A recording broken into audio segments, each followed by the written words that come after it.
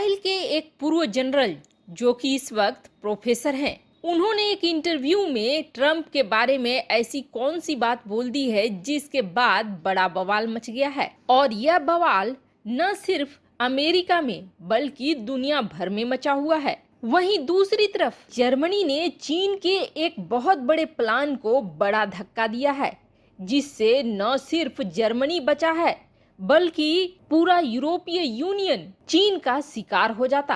और ऐसा वैसा शिकार नहीं, बल्कि चीन जो चाहता जर्मनी से वही करवाता। एक तरह से जर्मनी ने इस समय अपने साथ साथ भारत को भी बचाया। क्या है मामला, आइए जानते हैं इन खबरों को विस्तार से। ब्रह्मांड एक ऐसी चीज है जो अभी तक अपने अंदर कई अनसुलझे रहस्य लेकर बैठी हुई है। लोगों में हमेशा से कौतूहल रहा है कि हमारी पृथ्वी के बाहर भी कोई दुनिया जरूर है। वैसे इतना बड़ा ब्रह्मांड है कि इसमें कहीं कोई सोचने वाली बात नहीं है कि हमारी जैसी दुनिया ब्रह्मांड में हो सकती है। भले ही हम आज तक इन चीजों को मजाक में लेते रहे हों, लेकिन इजराइल के एक पूर्व जनरल जो कि अभी प्रोफेसर हैं, हेम मैसेद ने एक इंटरव्यू में कहा है कि एलियंस सचमुच हैं और वो गुप्त रूप से हमारी सरकारों के साथ काम कर रहे हैं, अपने समय को बिता रहे हैं।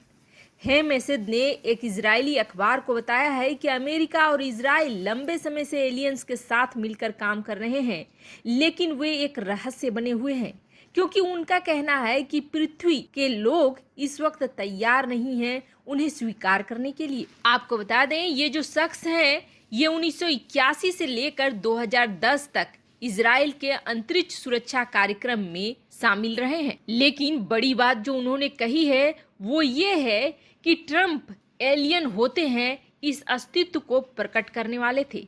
लेकिन गैलेक्टिक फेडरेशन जो कि एलियंस और इजराइल और अमेरिका के बीच का एक गठबंधन है, उनका कहना है कि रुको, पहले शांत हो जाओ। इतने बड़े पैमाने पर पृथ्वी में उन्माद नहीं फैला सकते हैं। पहले हमें लोगों को ये समझाना होगा और समझने लायक बनाना होगा कि अंतरिक्ष क्या है और अंतरिक्ष के लोग क्या हैं, तभी ये लोग स्वीकार कर पाएंगे। इजरायली प्रकाशन येडिएट अहारोनोट को अपने दिए गए इस इंटरव्यू में उन्होंने साफ कहा है कि एलियंस है और लंबे समय से हमारे बीच रह भी रहे हैं। यहाँ तक कि उन्होंने ये भी दावा कर दिया है कि उनका अपना एक संगठन गैलेक्टिक फेडरेशन है, जिसके साथ अमेरिकी सरकार और एलियंस के बीच समझौता है कि वो हमारे पृथ्वी में प्रयोग कर सकते हैं, लोगों के बीच रह सकते हैं, क्योंकि वो भी ब्रह्मांड का रहस्य सुलझाना चाहते हैं और हमारी मदद चाहते हैं। यहाँ तक कि आगे उन्होंने कहा है कि मंगल की गहराइयों में कुछ ऐसा है जहाँ उनके प्रतिनिधि रहते हैं और हमारे अमेरिकी अंतरिक्ष यात्री भी वहाँ हैं। वैसे इन बातों में कितनी सच्चाई है यह तो अभी बताना मुश्किल होगा, लेकिन इतना जरूर है कि ब्रह्मांड में बहुत सारे रहस्य हैं और ये सच भी हो सकता है। वहीं दूसरी तरफ जब से महामारी फैली है तब से चीन के एक के बाद एक कई मंसूबे फेल हो रहे हैं। दुनिया ने उसके असली चेहरे को देख लिया है। जब महामारी फैली थी तब धड़ाधड़ चीनी कंपनियां दूसरे देशों की कंपनियों के अधिग्रहण पर लगी हुई थी। शेयर मार्केट में चीन ने ये सोचकर बड़े बड़े शेयर्स खरीदने शुरू कर दिए कंपनियों के कि जैसे ही सब कुछ ठीक होगा वैसे वह ज़्यादा से ज़्यादा कंपनियों का मालिक बनेगा, यानी कि औद्योगिक रूप से वह दुनिया के कई बड़े देशों में अपना कब्जा स्थापित करना चाहता था। लेकिन समय रहते दुनिया के देश ये भांप गए और कुछ देशों ने अपने यहाँ नियम बना दिए। अपने नियम को इतना कड़ा कर दिया कि चीन वहाँ कंपनियों को खरीद नहीं पाया।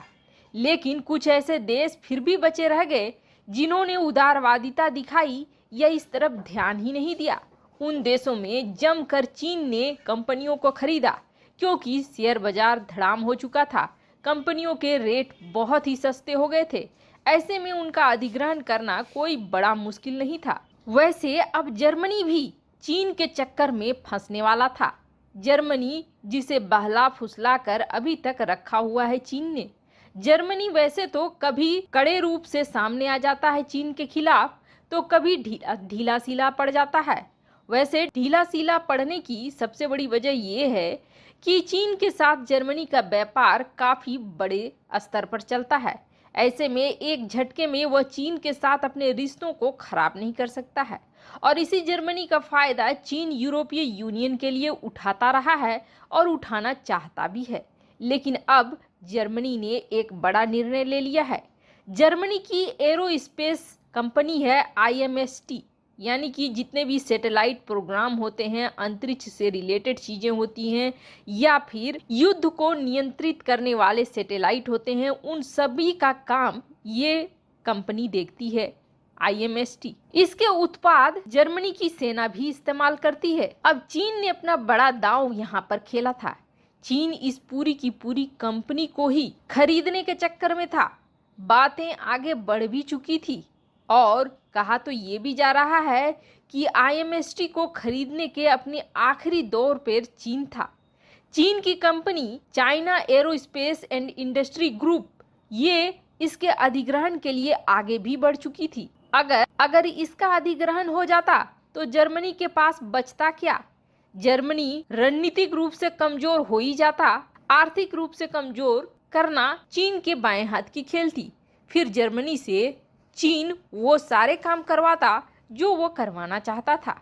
और जर्मनी चूंकि यूरोपीय यूनियन का अध्यक्ष है, जर्मनी चीन के दबाव में यूरोपीय यूनियन से भी उन चीजों को करवाने की पेशकश करता जो कि चीन के हित में हो। लेकिन अंतिम समय में जर्मनी ने कड़ा रुख इख्तियार करते हुए इस अधिग्रहण पर रोक लगा दी है और राष्ट्रीय सुरक्षा के मामले को सामने ला दिया है। जर्मनी के इस बड़ी पहल से न सिर्फ यूरोपीय यूनियन बल्कि भारत को भी राहत मिली है, क्योंकि यूरोपीय यूनियन उन संस्थाओं में से एक है जो चीन पर नकेल कसने के लिए आगे बढ़ चुका है।